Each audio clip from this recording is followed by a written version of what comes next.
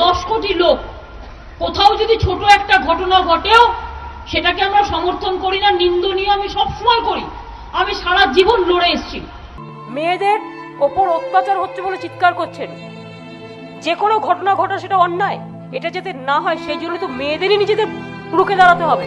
টোটালটাই সাজিয়ে তোলা, পরিকল্পনা করে সাজিয়ে চিৎকার করা, বলছে রেপ রেপ করে চিৎকার কর, যেন মনে হচ্ছে এটা যেন রাজ্যের ভাবমূর্তি সুন্দর হবে। কেউ তার কাজ নেই, টিআরপি রেট বাড়ানোর জন্য এগুলো করে বেড়াচ্ছে। দিন মানুষ কোথায় আনন্দ করবে, একটু মহালয়ের গান শুনবে, জীবনটাকে উপভোগ করবে, তা না সকাল থেকে একটা ঘটনা ঘটলেই সেটাকে নিয়ে দেখাচ্ছে বারবার। সেটা যে 10 কোটি লোকের মধ্যে একটা ছোট্ট ঘটনা, এটা কোনো ন্যূনতম ঘটনাও হতে পারে না, কিন্তু মানুষের জীবনটাকে একটা বিষাক্ত করে দিচ্ছে। একটা অ্যাক্সিডেন্ট হলেও সেই রক্তটাকে এক্সিবিট করা হয়, কিন্তু যারা ভালো কাজ করে সেই ভালো কাজটাকে তুলে ধরা হয় না। আর এখন দেখুন কিছু নেই, ঘরে বসে আছে, একটা খবর পেলেই হলো, কিচ্ছু জানে না, সবচেয়ে নবিস। বাংলার মাটি প্রতিদিন এমন একটা দেখানো হচ্ছে যেন ধর্ষণের মাটি। আরে একটা দুটো ঘটনা তাও আমি মনে করি এটাও উচিত না। কি করবেন, আগেকার দিনে তো ছোট্ট ছোট্ট বাচ্চা ছেলে মেয়েরা একটু প্রেম করলে এত মার খেত বাবা মায়ের, এখন তো সবটাই ওপেন হয়ে গেছে। এখনকার জগৎটা হয়ে গেছে, এটা গ্লোবাল জগৎ হয়ে গেছে, ওপেন মার্কেট হয়ে গেছে, ওপেন অপশন হয়ে গেছে।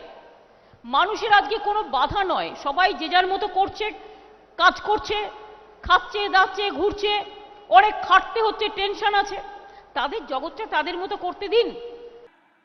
কিন্তু অনেক ঘটনার মধ্যে একটা ছোট্ট ঘটনা ঘটে গেলেই, যেটা আমরা পছন্দ করি না তা সত্ত্বেও হয়ে যায় নিজেদের মধ্যে, সেইটা নিয়ে সারাক্ষণ এই করে বেড়াচ্ছেন।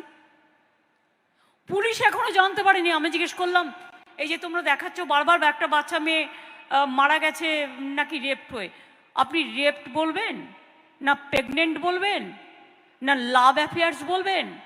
এটা এনকোয়ারি করেছেন কি? আমি এটাও বলেছিলাম যে দেখুন, আমাদের একটা কর্তব্য আছে,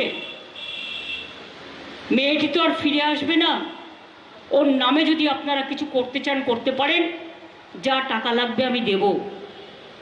একটা কম্পেনসেশন, যারা বলছেন কম্পেনসেশন দেওয়ার কথা তাদের বলে রাখি, এটা আমার বলা আছে। হ্যাঁ, আমরা 10 লক্ষ টাকা তো দিতেই পারি পরিবারকে,